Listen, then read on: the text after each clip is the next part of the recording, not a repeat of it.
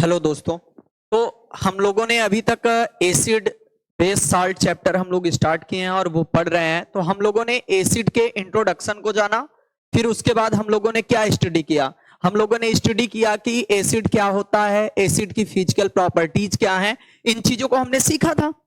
और एसिड के कुछ केमिकल प्रॉपर्टीज भी हमने सीखे, जैसे हम लोगों ने सीखा सक्रिय धातुओं के साथ अभिक्रिया, ये चीजें सीखा था। अम्लों का मतलब एसिडों का धात्विक ऑक्साइड एवं धात्विक हाइड्रोक्साइडों के साथ अभिक्रिया, ये भी हमने देखा था। और उसकी अम्लीय प्रकृति, ये भी हमने सीखा था। तीन चीजें हमने अम्लों के रासायनिक गुणधर्म में जाना कि अम्लों को जब हम क्या करते थे, वाटर में डिसॉल्व करते थे तो H पॉजिटिव आपका क्या होता था, बन जाता था, निकल जाता था, जो अम्लीय क्या करता था, उसके कैरेक्टर को डिफाइन करता था। दूसरा बेटा हम लोगों ने ये देखा कि जो अम्ल होते थे वो अगर अधिक सक्रिय मतलब रिएक्टिव मेटल के साथ रिएक्ट करते थे, मतलब अभिक्रिया करते थे, तो वो बेटा क्या बनाते थे, हाइड्रोजन गैस मुक्त करते थे। क्या मुक्त करते थे? हाइड्रोजन गैस लिबरेट करते थे। ये चीजें हम लोगों ने क्या किया, फोकस किया।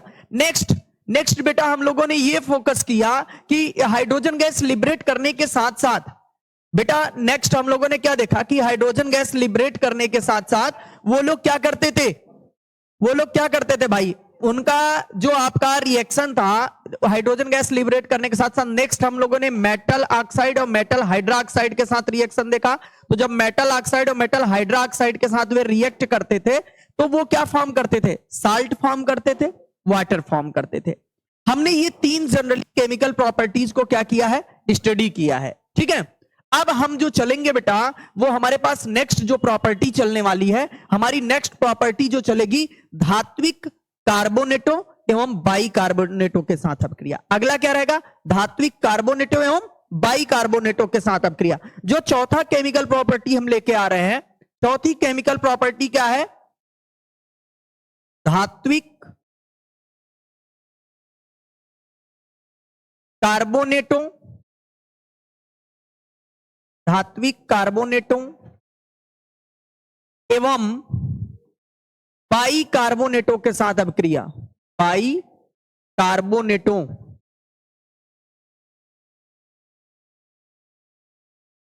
के साथ अभिक्रिया।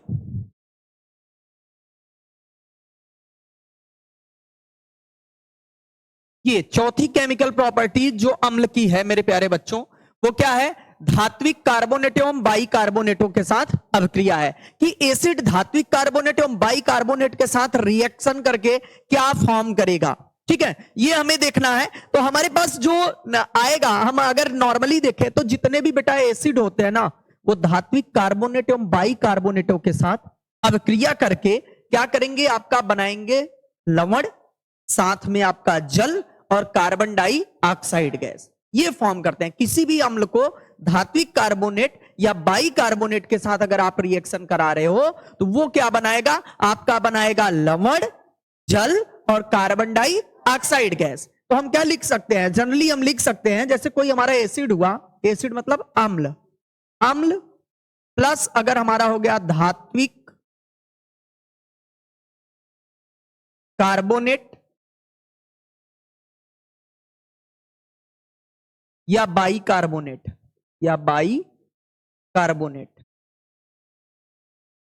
ये बेटा रिएक्शन करके क्या फॉर्म करेगा, रिएक्शन करके फॉर्म करेगा लवण प्लस जल प्लस CO2 गैस, प्लस क्या फॉर्म करेगा, CO2 गैस। ये तीन चीजें फॉर्म करेगा कौन, कोई भी एसिड बेटा अगर धात्विक कार्बोनेटों एवं बाई कार्बोनेटों के साथ अभिक्रिया करेगा तो अभिक्रिया करके बेटा वो क्या फॉर्म करेगा, लवण, जल तथा कार्बन डाइऑक्साइड। क्लियर है? नेक्स्ट हम चलते हैं, आ जाइए इसका एग्जाम्पल हम लोग देख लें। एग्जाम्पल जैसे सल्फ्यूरिक एसिड है हमारे पास H2SO4, इसका रिएक्शन हम करा दें सोडियम बाई कार्बोनेट के साथ, या सोडियम कार्बोनेट ले लेते हैं, सोडियम कार्बोनेट के साथ, जिसे आप शुष्क धावन सोडा या फिर सोडा एस के नाम से भी जानते हो। तो यहां पर जब आप रिएक्शन कराओगे मेरे प्यारे बच्चों, इसका रिएक्शन कराने पे हमें साल्ट के रूप में मिलेगा सोडियम सल्फेट, क्या मिलेगा, Na2SO4, और आपका बन जाएगा वाटर, और साथ में आपका रिलीज होगा carbon dioxide gas. Clear? Carbon dioxide gas. Sir कैसे रिलीज हुआ? मैंने आपको एक सिंपल सा फंडा आपको बताया था बेटा, जैसे H2SO4 हो गया, इसे अगर हम लोग वाटर में डिसॉल्व करेंगे तो ये क्या बनाएगा? थोड़ा सा देखो, 2H पॉजिटिव और प्लस किस में टूट जाएगा? SO4 डबल निगेटिव में। और जब कार्बोनेट के साथ ये करेंगे तो थोड़ा सा देख लो, कार्बोनेट में कौन कौन से आयन मिलेंगे? Na2CO3 को अगर हम देखें तो यहां बन जाएगा 2Na पॉजिटिव और क्या बन जाएगा? CO3 पर डबल निगेटिव। ये आयन बनेंगे, वैसे डिकम्पोज होते नहीं, आयन बनेंगे। तो हमने आपको एक सिंपल सा अपना ट्रिक बताया था कि हम लोग क्या काम करते हैं भाई, जब ऐसे हो गया तो इसके ऋणायन को इसके धनायन के साथ लेके चले गए तो क्या बन गया? Na2SO4 बना कि नहीं बना? इसके वाले ऋणायन को ये देखो इसके साथ लेके चले गए, क्या बना? H2CO3। सर H2CO3 बना, आपने तो H2 और CO2 बना दिया। बेटा H2CO3 जो है कार्बोनिक अम्ल एक अनस्टेबल कंपाउंड है। अनस्टेबल का मतलब अस्थाई। क्या है बेटा? वो टूट जाता है किसमें? जल और कार्बन डाइऑक्साइड में। किसमें टूट जाता है? जल और। बनता तो H2CO3 एक दुर्बल कार्बोनिक अम्ल है, लेकिन वो डिकम्पोज हो जाता है किसमें? जल और कार्बन डाइ। क्लियर हुआ? देखो कितना सिंपल सा रिएक्शन था, दोनों को डिकम्पोज किया, इसका धनायन उसके ऋणायन के साथ, उसका धनायन उसके ऋणायन के साथ, बना दिया कंपाउंड की नहीं? सर जी H2O CO2 बना, यहां 2H पॉजिटिव CO3 है, ये अनस्टेबल है, इनकी दोस्ती ज्यादा दिन तक चलेगी नहीं। अनस्टेबल है, दोस्ती नहीं चली, टूट गई, जल अलग हो गया, कार्बन डाइऑक्साइड अलग हो गया। तो ये था बेटा आपका किसके साथ रिएक्शन था? कार्बोनेटों के साथ रिएक्शन। आ जाओ और एग्जांपल देख लें, एक दो एग्जांपल और देख लें, एक दो एग्जांपल और हम लोग देख लें। जैसे बेटा हम रिएक्शन करा दें, कैल्शियम कार्बोनेट का अभिक्रिया करा दें हाइड्रोक्लोरिक अम्ल के साथ। ठीक है, हाइड्रोक्लोरिक अम्ल के साथ कराएंगे तो बन जाएगा कैल्शियम क्लोराइड बेटा। Ca इधर से दो क्लोरीन है, Cl2 बन जाएगा, CaCl2 वही वाला फंडा। और यहां से फिर क्या बनेगा? H2O। क्या बनेगा? H2O और प्लस बेटा CO2 गैस। दिक्कत भाई? दिक्कत हो तो बता दीजिए। CO2 गैस फॉर्म हो गया। अच्छा अगले अगले और एक एग्जांपल कर लें, आप लोग करके दिखाएंगे, आप लोग करके दिखाएंगे। आ जाइए, मैं रिएक्शन दे रहा हूं आपको। मैग्नीशियम कार्बोनेट ये रिएक्ट करेगा सल्फ्यूरिक एसिड के साथ, सल्फ्यूरिक एसिड के साथ। बेटा बना के दिखाइए, मैक्सिमम 1 मिनट है, जल्दी से आप सभी बताइए क्या बन रहा है।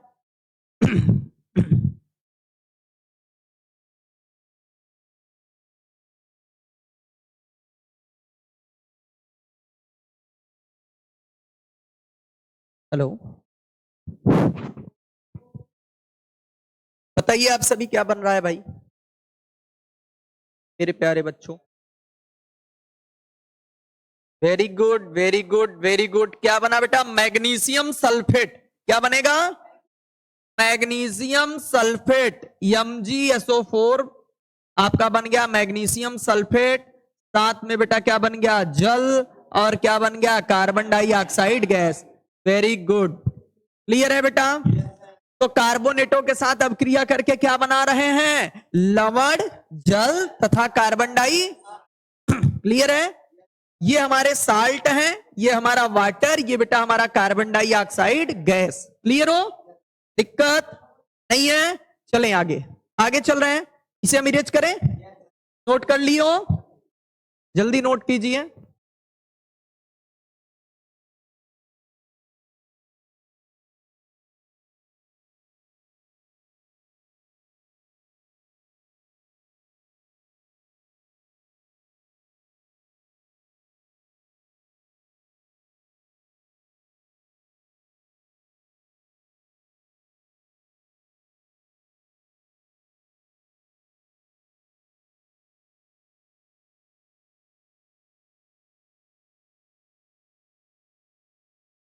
हेलो, ठीक है बेटा, हो गया? चलें आ जाइए, हम थोड़ा सा बाई कार्बोनेटों का रिएक्शन देख लें। बाई कार्बोनेटों का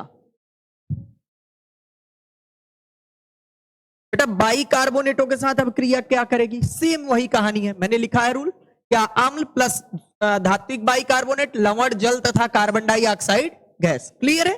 यही बनेगा। आ जाओ बाइकार्बोनेट देख लें।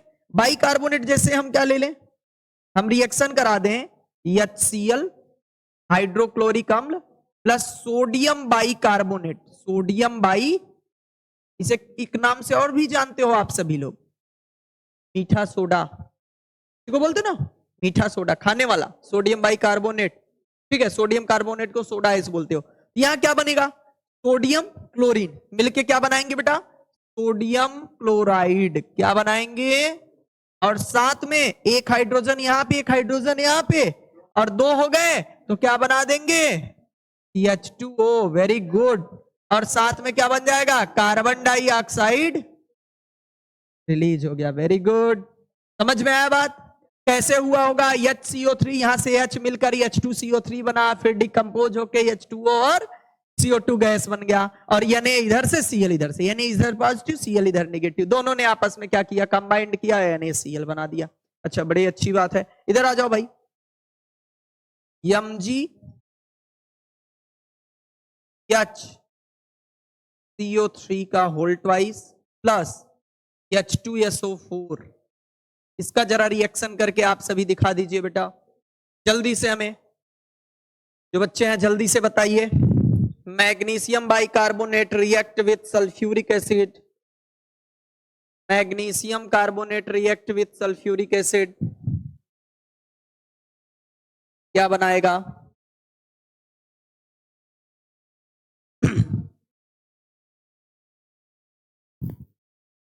आ गया बेटा, क्या फॉर्म किए,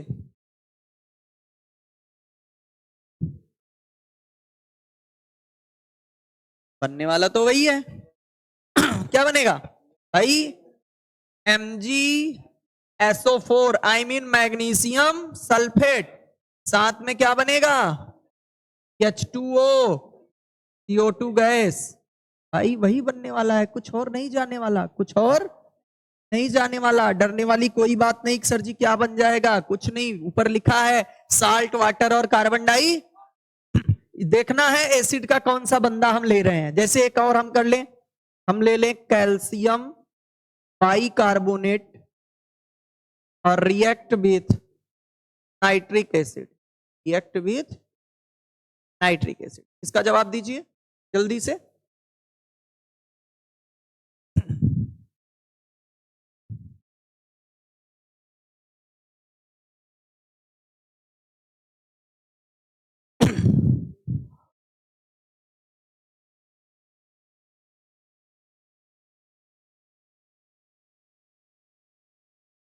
ये आपका चैप्टर सेकंड चल रहा है, acid base and salt. Chapter first आपका एंड है, क्लियर है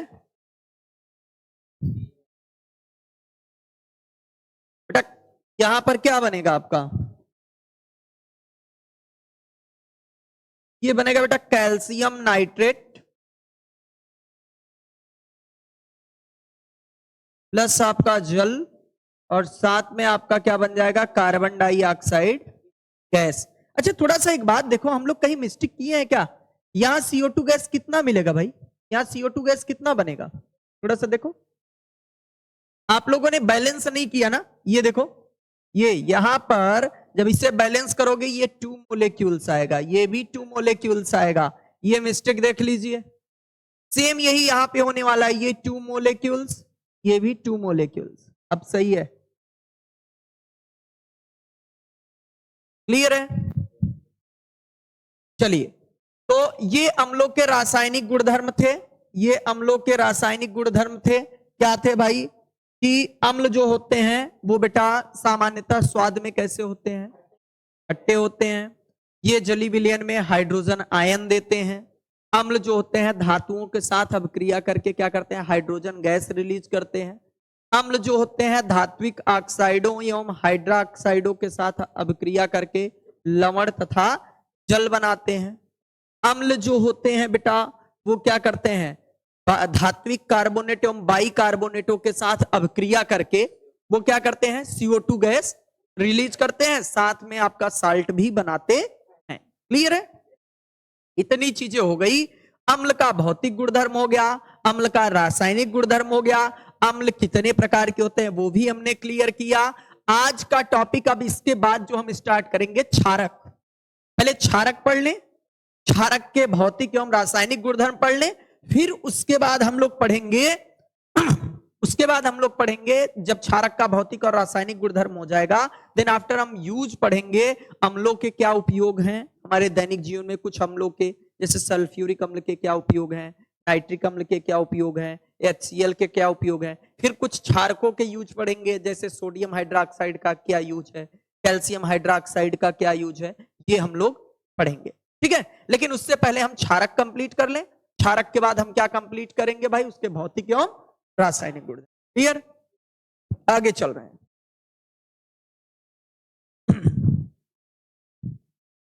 नेक्स्ट टॉपिक हमारा जो है रहेगा क्षारक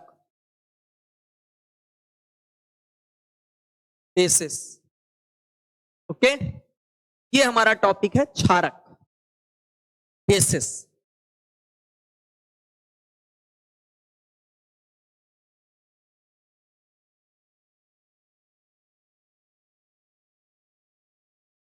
क्लियर भाई, ध्यान से सुनिए। क्षारक हम किसे कहते हैं? क्षारक क्या होते हैं? ऐसे यौगिक जो जलीय विलयन में हाइड्रोक्सिल आयन देते हैं। क्या देते हैं बेटा? हाइड्रोक्सिल आयन देते हैं। वो क्या होते हैं? क्षारक कहलाते हैं। क्या कहलाते हैं?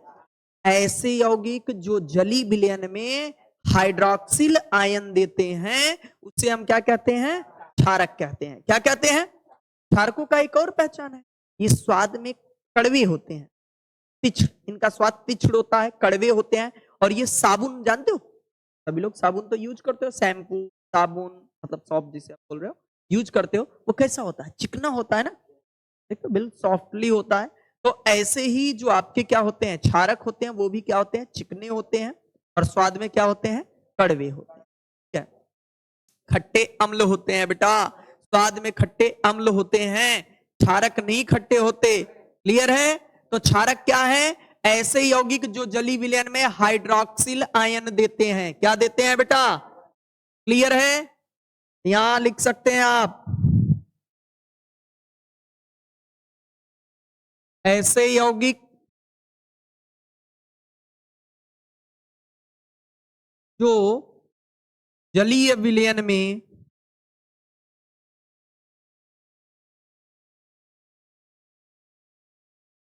ऐसे यौगिक जो जलीय विलयन में हाइड्रोक्सिल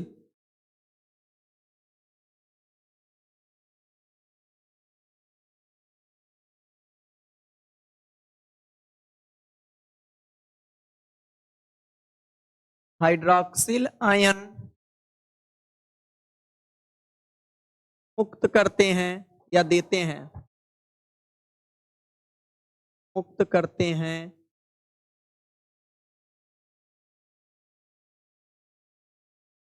क्षारक कहलाते हैं। क्षारक कहलाते हैं। नोट कीजिए बच्चों।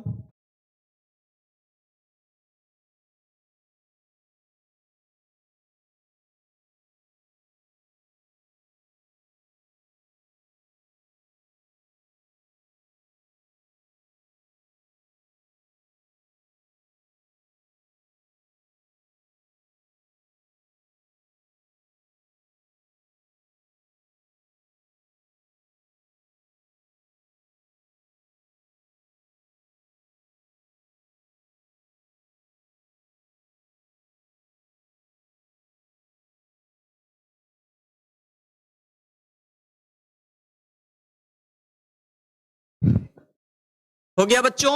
ऐसे यौगिक जो जलीय विलयन में क्या करते हैं? हाइड्रोक्सिल आयन मुक्त करते हैं, क्या कहलाते हैं? क्षारक। क्षारक कहलाते हैं। क्या कहलाते हैं बेटा? जैसे एग्जाम्पल अगर हम लोग कर लें,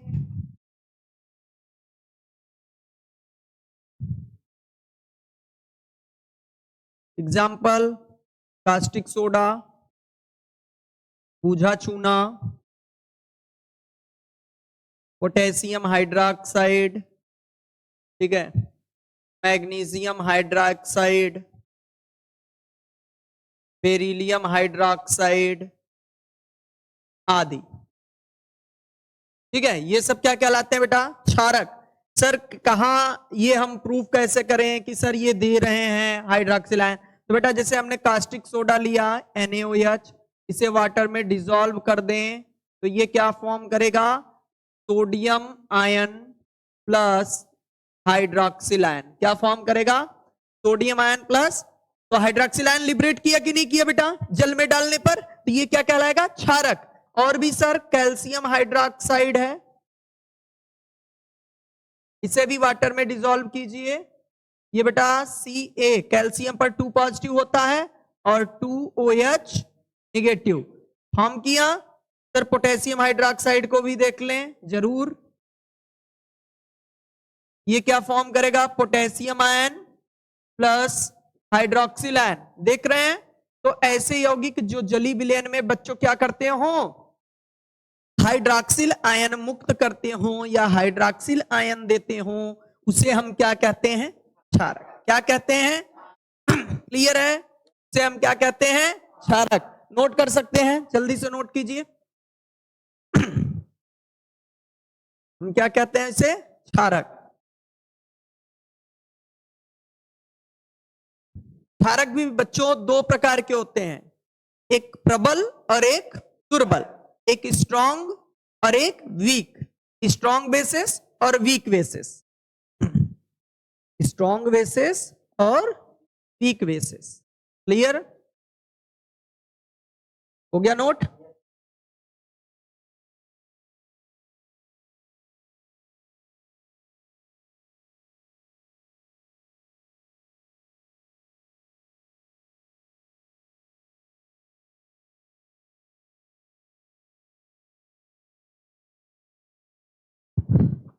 हेलो, हो गया मेरे प्यारे बच्चों?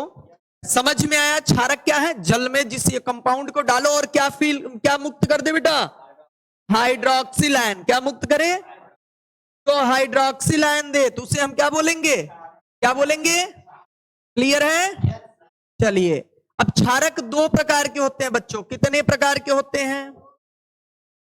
क्षारक दो प्रकार के होते हैं। क्षारक दो प्रकार के होते हैं। कितने प्रकार के? दो प्रकार के होते हैं। जो क्षारक होते हैं कितने प्रकार के होते हैं? दो प्रकार के होते हैं। एक कौन होता है? स्ट्रॉन्ग, और एक क्या होता है? वीक। क्या होता है बच्चों? मतलब एक प्रबल और दूसरा क्या होता है? दुर्बल। क्या होता है? अच्छा, प्रबल और दुर्बल, किसे प्रबल कहेंगे बेटा और किसे दुर्बल कहेंगे?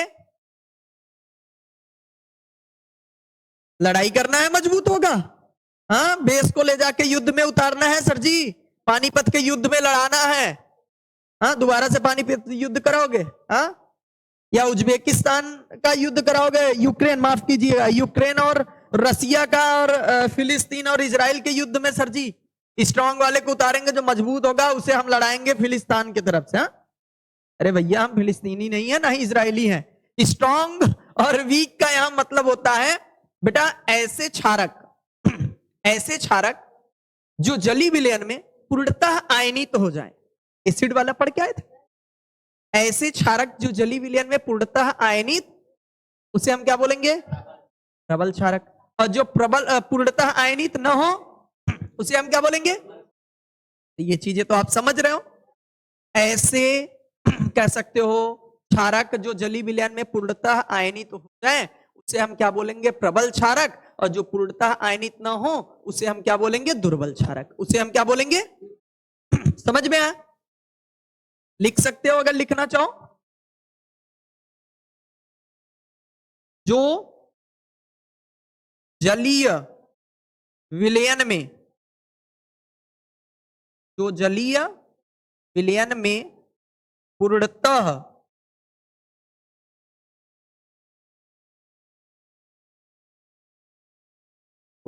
आयनित हो जाए, जो जली विलयन में पूर्णतः आयनित हो जाए, प्रबल क्षारक कहलाते हैं। कौन से क्षारक?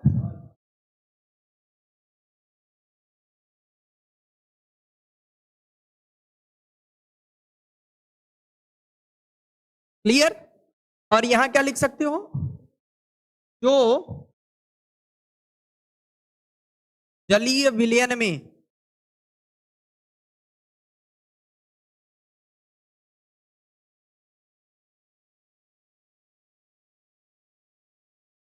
आंशिक रूप से आयनित होते हैं, आयनित होते हैं, दुर्बल क्षारक कहलाते हैं, दुर्बल क्षारक कहलाते हैं।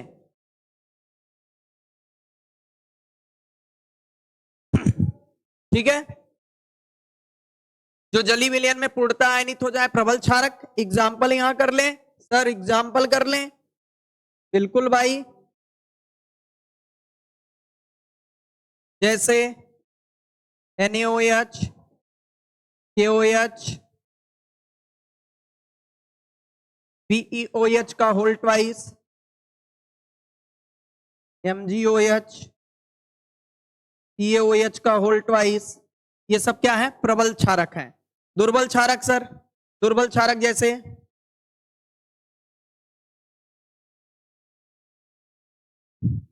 AlOH का होल थ्राइस, NiOH का होल ट्वाइस, ZnOH का होल ट्वाइस, ये सब क्या है? दुर्बल क्षारक। क्या है भाई? और इधर क्या है? प्रबल क्षारक। तो जो जली विलयन में क्या हो जाए? पूर्णतः आयनित हो जाए, वो क्या है भाई? प्रबल क्षारक कहलाते हैं। और जो जली विलयन में पूर्णतः आयनित न हो, वो क्या कहलाते हैं? दुर्बल क्षारक कहलाते हैं। क्लियर है? नोट कीजिए।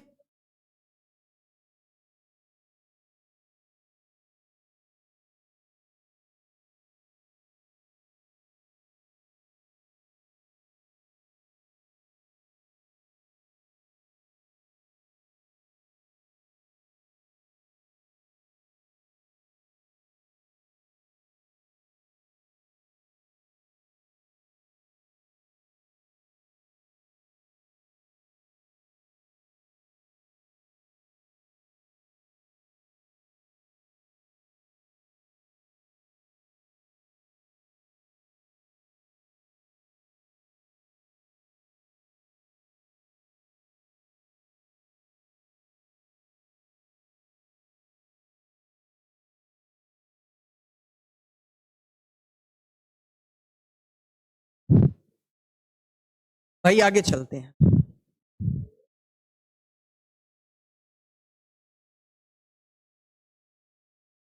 अब आ जाए भौतिक गुणधर्म, क्षारकों के भौतिक गुणधर्म।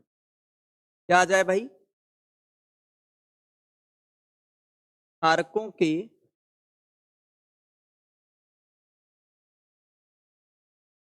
भौतिक गुणधर्म।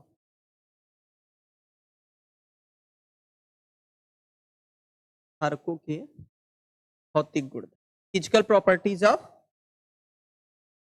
बेसिस।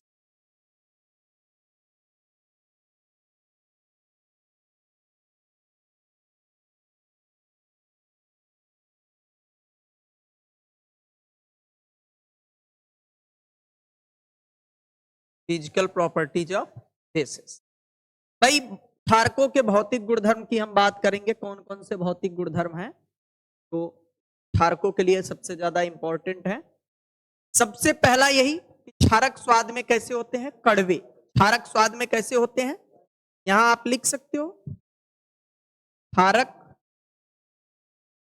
स्वाद में कड़वे होते हैं। कैसे होते हैं भाई? कड़वे होते हैं। तो जितने भी क्षारक होते हैं स्वाद में क्या होते हैं भाई? कड़वे होते हैं। ये विजिबल है, दिख रहा है?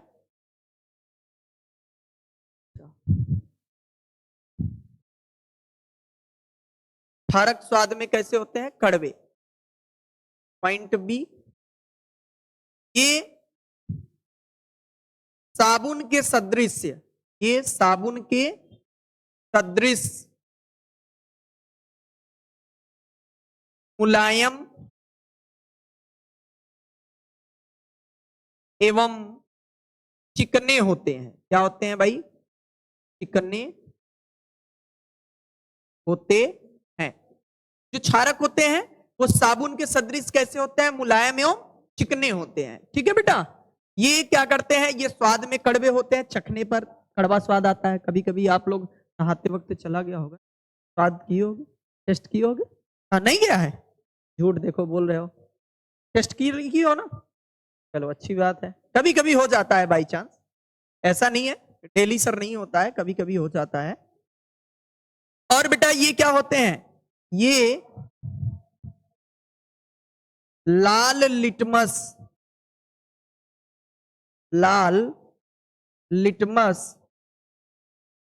पेपर को नीला कर देते हैं, नीला कर देते हैं। ओके, हाँ, ये लाल लिटमस पेपर को क्या कर देते हैं बेटा, अगर हम लाल लिटमस पेपर क्षारक में ले जाते हैं, अगर नीला हो गया तो हम समझेंगे कि वो हमारा सोल्यूशन किसका है बेटा, क्षारक का। आई मीन उसमें क्षार मिला हुआ है। क्लियर है? अगर वह लाल हो गया तो क्या मिला हुआ है बेटा, अम्ल। क्या मिला हुआ है, अम्ल। क्या मिला हुआ है, अम्ल। क्लियर है?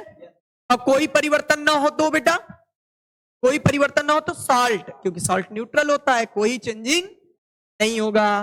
क्लियर? अगला चलें, पॉइंट डी, ये फिनोल्फथैलीन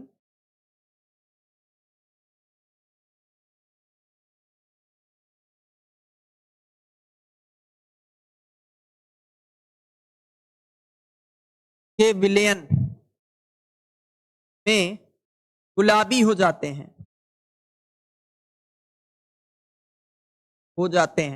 फिनोल्फथैलीन अगर बेटा हम यूज करेंगे ना तो गुलाबी रंग मिलता है। फिनोल्फथैलीन डालने पर कैसा रंग मिलेगा, गुलाबी रंग मिलता है। ठीक है, और हम बात कर लें, अरे यार, एक फिनोल्फथैलीन एक आपका सूचक होता है, लिक्विड के फॉर्म में आता है, लैब में रहता है। अगर उसे एसिड में डालोगे तो कोई भी कलर रिप्रेजेंट नहीं होगा, और अगर उसे जैसे ही क्षार में आप डाले तो सोल्यूशन कैसा कर देगा, गुलाबी। 2 बूंद डालते ही पूरा सोल्यूशन गुलाबी, पूरा सोल्यूशन गुलाबी, फिनोल्फथैलीन को। ठीक है, तो फिनोल्फथैलीन, ये फिनोल्फथैलीन के विलयन में गुलाबी हो जाते हैं, मतलब गुलाबी रंग का हो जाता है। अगला ई पॉइंट, ये भी ध्रुवी विलायकों में, ये भी ध्रुवी विलायकों में हाँ घुलनशील होते हैं। क्या होते हैं बेटा, घुलनशील होते हैं। क्लियर है? ये भी ध्रुवी विलायकों में घुलनशील होते हैं। पॉइंट डी, ये भी विलयन अवस्था में विद्युत के सुचालक होते हैं, विद्युत के सुचालक होते हैं। क्या होते हैं बेटा, विद्युत के सुचालक होते हैं। क्लियर? नोट कीजिए, विद्युत के क्या होते हैं, सुचालक होते हैं।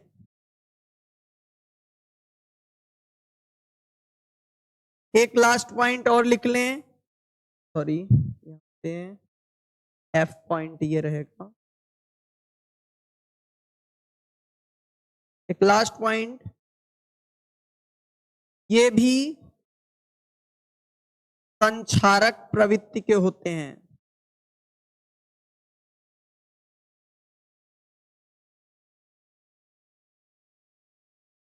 ये भी संक्षारक प्रवृत्ति के होते हैं। ओके, तो मेरे प्यारे दोस्तों, आज के क्लास में बस इतना ही। हम लोगों ने क्षारक जाना, क्षारक के भौतिक गुणधर्म जाना, अम्लों के कुछ क्या जाने, रासायनिक गुणधर्म को। अब कल की क्लास में हम अम्लों के क्षारकों के रासायनिक गुणधर्म को क्या करेंगे, पढ़ेंगे। तो आज के क्लास में बस इतना ही। जुड़े रहिए, हमारे इस चैनल को ज्यादा से ज्यादा लाइक और सब्सक्राइब करवाइए और कीजिए, और हमारे साथ लगातार जुड़े रहिए। और आपको हाई स्कूल से रिलेटेड और क्लास 12 से रिलेटेड, आई मीन इंटर से रिलेटेड, आपको लगातार केमिस्ट्री की वीडियो इस पर मिलती रहेंगी। धन्यवाद।